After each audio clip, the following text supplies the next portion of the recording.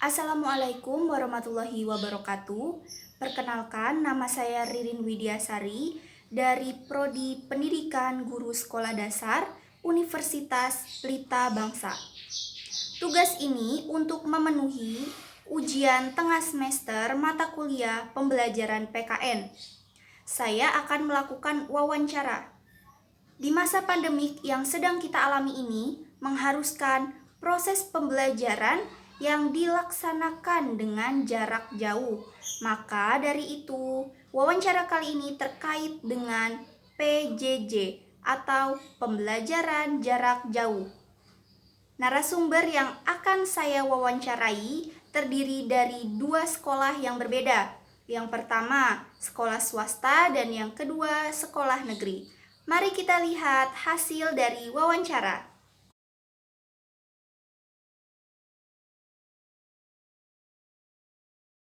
Assalamualaikum warahmatullahi wabarakatuh. Waalaikumsalam warahmatullahi wabarakatuh. Di sini saya akan bertanya beberapa pertanyaan yang terkait dengan PJJ ya Umi. Ya. Sebelumnya, silahkan Umi memperkenalkan diri. Baik, terima kasih. Nama saya Mutmainah, wali murid kelas 6 SD IT Arama Bani Hasan. Saya tinggal di Kampung Sempu, RT 04 RW 04, Desa Pasigonggong, Kecamatan Cikarang Utara. Oke, terima kasih Umi. Nah, langsung saja dengan pertanyaannya ya Umi. Yang pertama, di mana tempat atau ruangan yang biasa digunakan anak untuk melaksanakan PJJ? Kalau saya biasa untuk melaksanakan PJJ atau belajar dari itu di kamar atau di ruang tamu. Jadi kita lihat dari kondisi kenyamanannya dulu aja. Kalau lebih nyaman di ruang tamu, ruang tamu. Kalau misalkan ruang tamu nggak nyaman, banyak orang atau apa, jadi pindah ke kamar. Oke, seperti apa sih yang ruangan yang dimaksud Umi yang nyaman itu seperti Ya, apa? yang namanya anak-anak itu kan kita, apalagi saya khususnya kan punya anak kecil ya. Kadang di situ kan masih bekas mainan anak-anak adiknya gitu ya, yang belum saya sempat dirapikan, kan tuh nggak nyaman, malah akan mengurangi konsentrasi belajar anak. Jadi kalau sekiranya di ruang tamu nggak nyaman, pindah ke kamar. Kamar nggak nyaman, pindah ke ruang tamu. Jadi kita lihat dari kondisi keadaan kenyamanan dari tempatnya. Oke. Lanjut ke pertanyaan kedua. Ya. Ketika anak sedang PJJ, siapa saja yang mendampingi? Ya, biasanya kalau saya itu saya sendiri yang mendampingi. Karena kan kalau ayah itu terutama orang tua laki-laki itu kan sibuk dengan kalian kerja di PT, ada yang sebagai guru gitu dan yang lain sebagainya. Kalau saya biasanya saya sendiri. Karena anak saya kelas 6, jadi lebih banyak dia tidak didampingi, kecuali ada mata pelajaran yang dia belum pahami baru saya dampingi dan saya jelaskan caranya gitu. Oke. Lanjut lagi ke pertanyaan selanjutnya.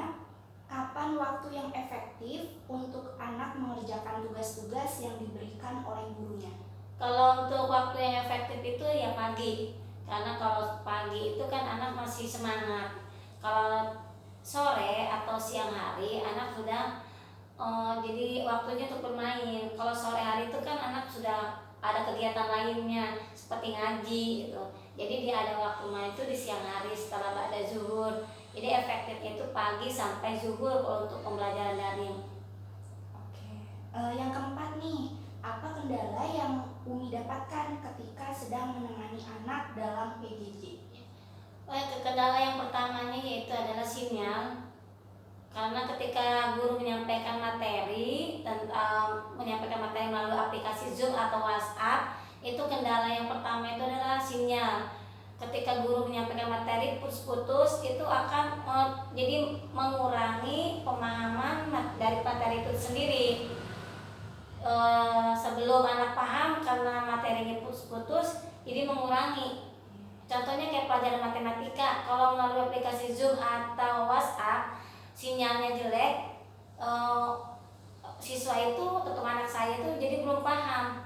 Nah, kendala yang kedua ketika orang tuanya nggak paham tentang materi yang telah disampaikan oleh guru, kayak contohnya bahasa Sunda, saya kan bukan orang Sunda ya, jadinya karena sinyalnya putus-putus ketika pembahasan materi, orang tua pun karena nggak paham tentang bahasa Sunda, jadi akhirnya jadi sebuah apa ya namanya ya, kekurangan gitu, kendala bagi orang tua untuk mengajarkan anaknya gitu. Jadi intinya itu adalah sinyal kalau untuk apa PJJ, masalah pembelajaran daring itu sinyal. Dan kalau kuota ini tidak memenuhi, kadang kan suka hilang sendiri, keluar sendiri gitu.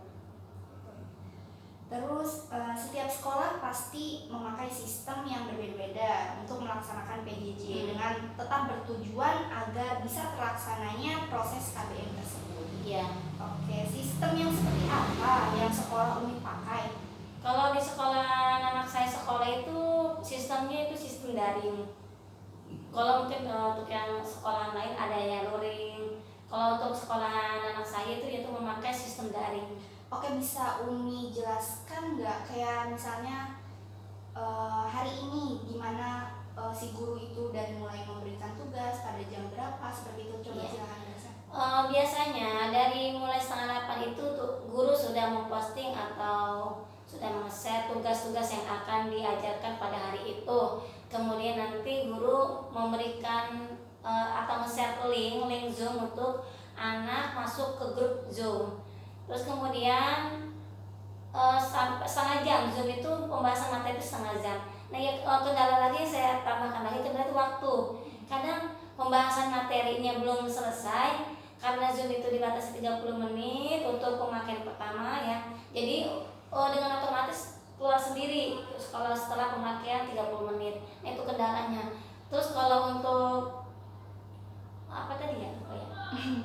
Untuk sistemnya iya. Jadi kalau untuk daring itu yaitu pertama 7:30 itu guru meng-share tugas-tugas yang hari itu yang akan dibahas ya. Terus yang kedua nanti ada jeda istirahat sekitar 30 atau 15 menit. Kemudian nanti ada jam pelajaran lagi, jam pelajaran yang kedua. Ada yang pakai Classroom aja dan juga ada yang pakai WhatsApp dan juga Zoom. Jadi tergantung bagaimana guru mau menyampaikan materinya, mau memakai aplikasi yang mana. Nah, dengan sistem seperti itu pasti kan memiliki kekurangan dan juga kelebihan ya. Kayak misalnya tadi Zoom seperti itu, kelebihan dan kekurangannya. Nah, kalau misalnya Classroom nih. Kalau Classroom itu kalau di kelas anak saya sih ya, ada yang orang tuanya belum paham cara mengirim video. Itu kan ada video pembelajaran kayak misalkan PJOK itu harus dikirim melalui video ya, dalam bentuk video. Nah, itu ada anak yang orang tua yang belum bisa mengirim hasil tugas itu ke Classroom gitu. Tapi setelah melalui pembahasan dari gurunya, sekarang sudah mulai bisa untuk memakai Classroom dengan meng-share atau mengirim tugas-tugas melalui Classroom. Jadi semua tugas itu, hasil tugas itu dikirim ke Classroom, difoto lalu dikirim di Classroom. Gitu. Jadi kan setiap aplikasi memiliki kelebihan, kekurangannya gitu ya. Terus menurut Umi, aplikasi yang mana sih yang efektif gitu dari segi semuanya? Ya mungkin ya untuk dari perbandingan dari aplikasi WhatsApp, Zoom dan Classroom masih lebih efektif Zoom.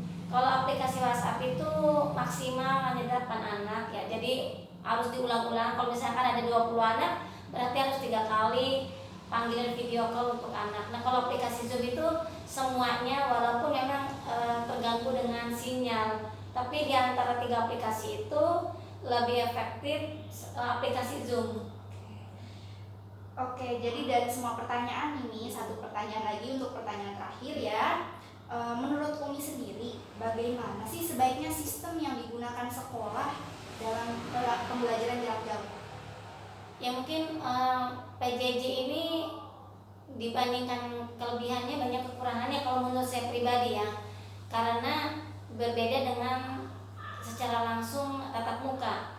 Jadi kalau saya itu lebih suka walaupun PJJ tapi ada 1 minggu beberapa kali pertemuan untuk menguatkan pemahaman materi yang telah disampaikan oleh guru. Kalau ketika tatap muka itu kan anak antusias, semangatnya lebih tinggi dibandingkan dengan melalui daring gitu.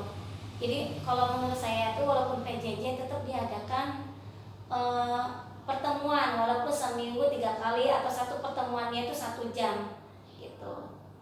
Oke, jadi harus adanya tatap muka ya. Iya. kasih. Tadi adalah pertanyaan terakhir dari saya. Ya, sama-sama. Terima kasih sudah dibolehkan, sudah diizinkan untuk mewawancarai Umi. Warahmatullahi wabarakatuh. Waalaikumsalam warahmatullahi wabarakatuh. Di sini kakak akan bertanya beberapa pertanyaan yang terkait dengan PJJ atau pembelajaran jarak jauh. Sebelumnya, silakan Adek memperkenalkan diri. Assalamualaikum warahmatullahi wabarakatuh. Nama saya Nafisa Antara, kelas 6 dari sekolah STIP Ar-Rahmah Bani Hasan. Oke Dek, langsung saja ke pertanyaannya ya. Iya. Pertanyaan pertama, di mana tempat atau ruangan yang biasanya Adek gunakan untuk melaksanakan PJJ? Ruang tamu, Ruang tamu. Kenapa pilihnya di ruang tamu? karena ada udara masuk dan juga cahaya yang masuk. Selain di ruang tamu, biasanya di mana? Biasanya di kamar. Di kamar. Kenapa milihnya di kamar juga? Di kamar juga nyaman, terus juga tidak berisik. Oke, lanjut ke pertanyaan kedua. Ketika Dek Rafa sedang PJJ, siapa saja yang mendampingi? Teman sekelas saya mendampingi. Selain teman sekelas, kenapa teman sekelas yang mendampingi? Karena teman sekelas saya juga pengen belajar bersama. Oh, jadi kayak ngumpul di rumah kamu, terus belajar bareng gitu? Iya. Oke, selain teman sekelas yang seperti belajar bareng, siapa lagi? Jika ada pelajaran yang saya tidak mengerti, saya biasanya didampingi sama umi saya. Oh, sama Umi. Lanjut ke pertanyaan ketiga. Kapan waktu Dek Rafa untuk mengerjakan tugas-tugas yang diberikan oleh guru? Jika guru saya mengirim tugas, biasanya saya langsung mengerjakannya. Oke, kenapa nggak siang atau sore? Pas siang saya biasanya Istirahat, bermain, ya melakukan aktivitas lainnya ya. Iya. Oke, lanjut ke pertanyaan keempat nih. Apa kendala yang biasanya Adek dapatkan ketika sedang melaksanakan PJJ? Kendalanya Jaringan terkadang putus jaringan. jaringan. Kalau dalam materi atau pembahasan yang disampaikan dari guru ke Adek itu bagaimana? Kadang-kadang saya juga tidak mengerti apa yang dijelaskan guru. Itu saja kendalanya. Ya. Oke. Setiap sekolah itu pasti memakai sistem yang berbeda untuk melaksanakan PJJ ya, atau pembelajaran jarak jauh, dengan tetap bertujuan agar terlaksananya proses KBM tersebut. Sistemnya itu seperti daring dan luring. Jadi sistem yang seperti apa nih sekolah Adek Rafa pakai? Daring. Daring. Oke, nah dengan sistem daring seperti itu pasti kan memiliki kekurangan dan juga kelebihan tersendiri ya. Kalau boleh kakak tahu, aplikasi apa sih yang biasanya Adek gunakan? Biasanya sih lewat Google Classroom, Zoom, ataupun WhatsApp. Nah, kakak pengen tahu kalau kelebihan dan kekurangan dari WhatsApp, aplikasi WhatsApp. Kalau kekurangan saya tidak tahu. Kalau kelebihan juga banyak. Banyak. Coba sebutin satu aja kekurangan dari WhatsApp. Kekurangannya itu dari sinyal sendiri. Oke, berarti semua aplikasi itu terkendalanya dari sinyal ya, Iya. jaringan. Nah, oke, satu lagi nih, pertanyaan terakhir dari kakak ya. Menurut Dek Rafa sendiri, bagaimana sebaiknya sistem yang digunakan oleh sekolah dalam pembelajaran jarak jauh? Kalau menurut saya sih sekolah memberikan kuota gratis. Memberikan kuota gratis. Oke. Selain kuota gratis, apakah dari cara guru memberikan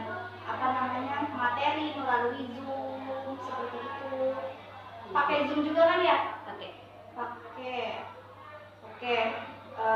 Itu saja pertanyaan dari kakak.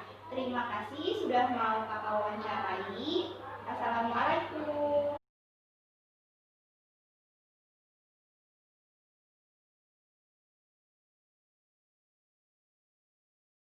Bertanya beberapa pertanyaan yang terkait dengan PJJ ya, Mah. Sebelumnya, silakan Mamah memperkenalkan diri. Assalamualaikum warahmatullahi wabarakatuh. Perkenalkan, nama saya Ibu Siti dari Wali Murid Rendi Nugraha kelas 6 dari SD Karangasih 03. Oke, langsung ke pertanyaannya saja. Yang pertama, di mana tempat atau ruangan yang biasanya digunakan anak mamah untuk melaksanakan PJJ? Saya melaksanakan PJJ di rumah itu dilaksanakan di ruang tamu. Kenapa memilihnya di ruang tamu? Di ruang tamu kita serasanya lega, terang lampu, jadi merasa nyaman itu aja.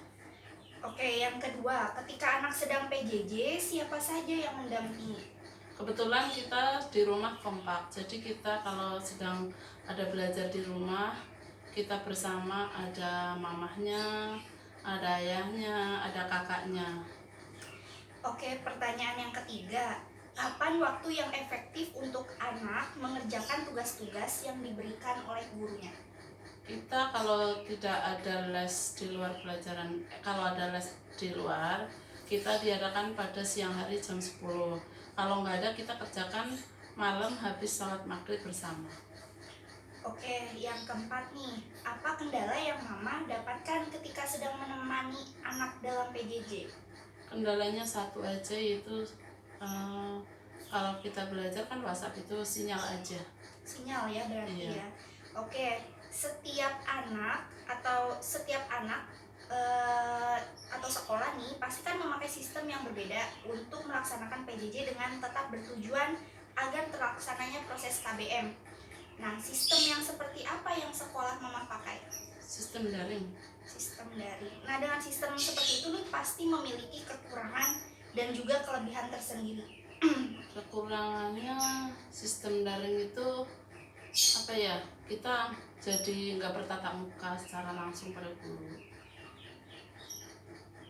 Kelebihannya anak-anak terpantau di rumah.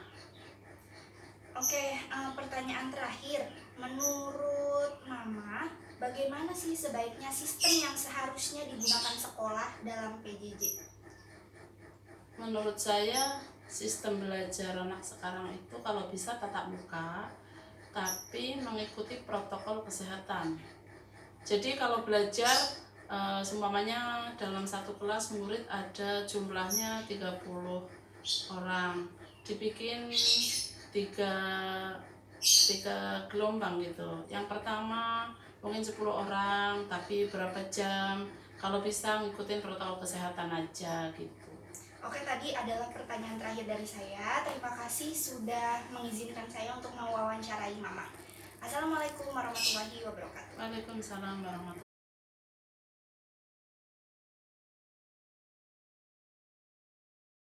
Assalamualaikum warahmatullahi wabarakatuh.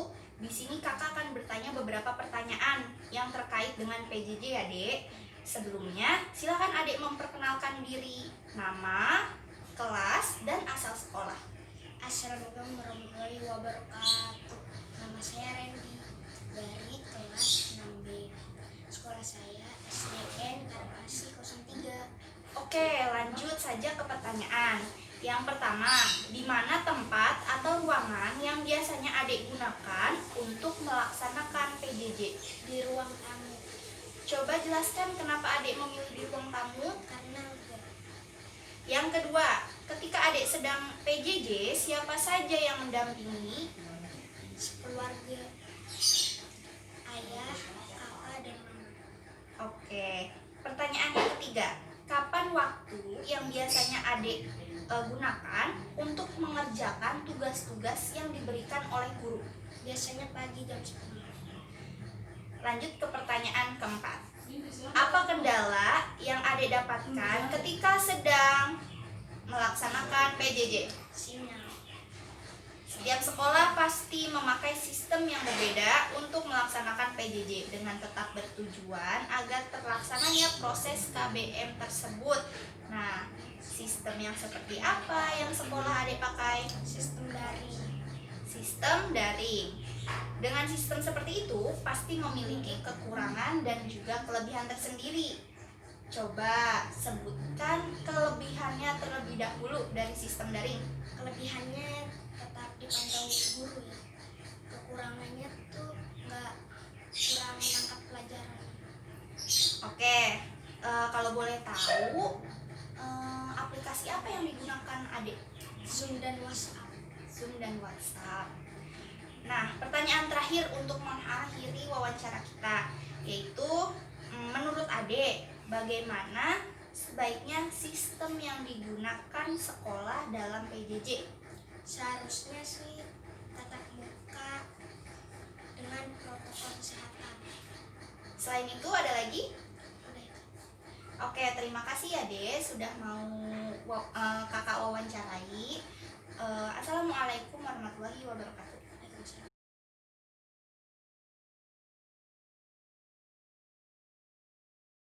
Oke, tadi adalah hasil dari wawancara yang sudah saya lakukan bersama narasumber.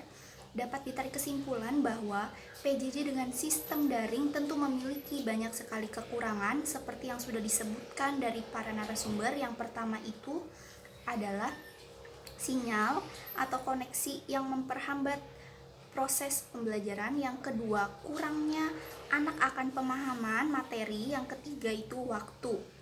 Metode yang biasanya guru gunakan dalam daring yaitu seperti tanya jawab, diskusi, ceramah, sangat tidak efektif karena terkendala oleh sinyal sehingga berkurangnya pemahaman anak akan materi yang disampaikan oleh guru. Dengan begitu, pembelajaran PKN yang diberikan oleh guru tentunya tidak seefektif pada saat tatap muka yang biasanya dilakukan sebelum masa pandemik ini. Sekian, wassalamualaikum warahmatullahi wabarakatuh.